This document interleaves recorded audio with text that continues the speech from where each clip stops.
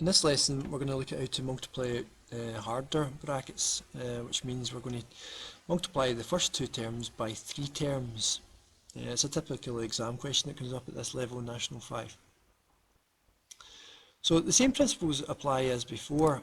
We're going to multiply every term in the second bracket by the x, and then we're going to multiply every term in the second bracket by the 3.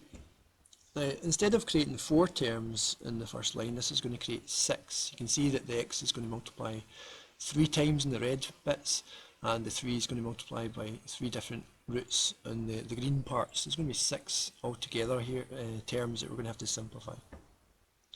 So these wee arches won't be given in the exam. You need to draw them in if you feel they help.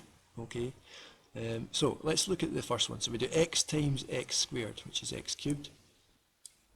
Then we move along the second one, x times 2x, which is 2x times 1x. So 2 times 1 is 2, x times x is x squared, so 2x squared. And then x times 1, which is just 1x. So that's us done all the red bits. I'm now going to move on to the 3, so 3 times x squared is 3x squared. 3 times 2x is 6x. And 3 times 1 is 3 at the end. So let's have a look at how to collect this up. So you can see that there's x squareds and there's also x's. So you can collect up there and there. So I've got x cubed at the start. My x squareds, I've got 2 of them and there are 3 of them, that makes 5 of them. I've then got an x and a 6x, which makes 7x. And there's nothing you can add to the 3, there's no other numbers, so you just put a plus 3 at the end.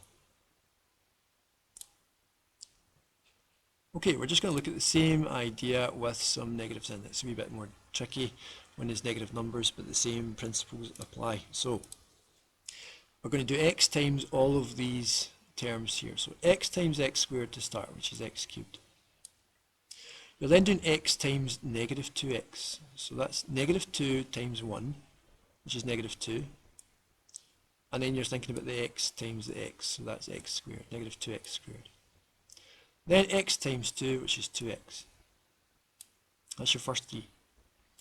We're now multiplying by negative 3, not positive 3 here, but negative 3. So negative 3 times x squared is negative 3x squared.